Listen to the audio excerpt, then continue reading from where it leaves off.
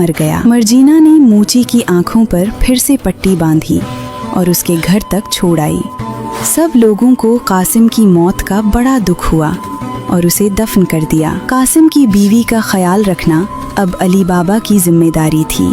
उसने कासिम की दुकान अपने बेटे के सुपुर्द कर दी।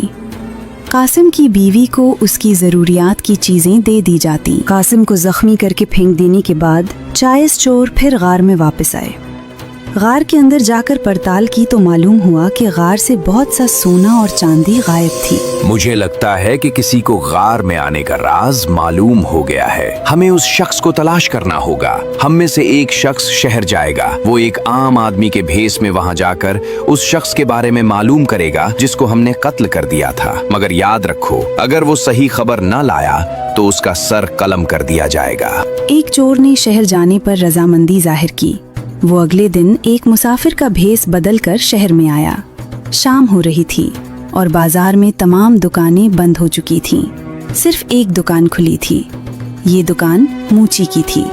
चोर ने दुकान में दाखिल होते ही मूची को सलाम किया और कहने लगा, अस्सलाम वालेकुम। वालेकुम अस्सलाम बेटा, इतनी रात को क्या कर रहे हो बाजार में? चाचा, पूरा बाजार बंद है, मुसाफिर हो। चाचा, इस काम से आपका गुजारा हो जाता है क्या? हाँ बेटा, इसके अलावा मैं बीमार मरीजों का इलाज भी करता हूँ। अभी कुछ दिन पहले एक मरीज का इलाज किया था, लेकिन वो बेचारा बहुत जख्मी था। अफसोस ये है कि उसकी मैं जान न बचा सका। देखो चाचा, ये सोने का सिक्का ले लो और मुझे इस मरीज के घर का पता बता दो। नहीं बेटा, मैं ऐसा कुछ भी नहीं करूँगा। मैं किसी को भी नहीं बताऊंगा। चाहो तो ये एक और सिक्का रख लो। अच्छा, लेकिन मेरा किसी को कुछ ना बताना। वो घर मैंने देखा तो नहीं। अगर आंखों पर पट्टी बांधकर वहां तक जाऊं तो अंदाजे से जा सकता हूँ। क्या ये सब मंजूर है आपको?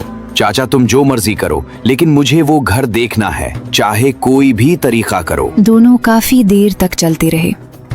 एक मकान के सामने मूची जा खड़ा हुआ। जब मूची अपनी दुकान पर जाने के लिए वहां से चला गया तो चोर ने सफेद मिट्टी के साथ घर के दरवाजे पर एक निशान लगा दिया। ऐसा करने के बाद फौरन जंगल की तरफ भागा ताकि अपने सरदार को मकान मिल जाने की इत्तला करे। अगली सुबह बाजार से सौदा सल्फ लाने के लिए मर्जीना घर से निकली। उसने दरवाजे पर निशान देखा। ये कैसा निशान है और भला किसी ने हमारे मकान पर क्यों कर लगाया है? उसने सफेद मिट्टी ली और इर्द गिर्द सब घरों के दरवाजों पर ऐसा ही निशान बना दिया।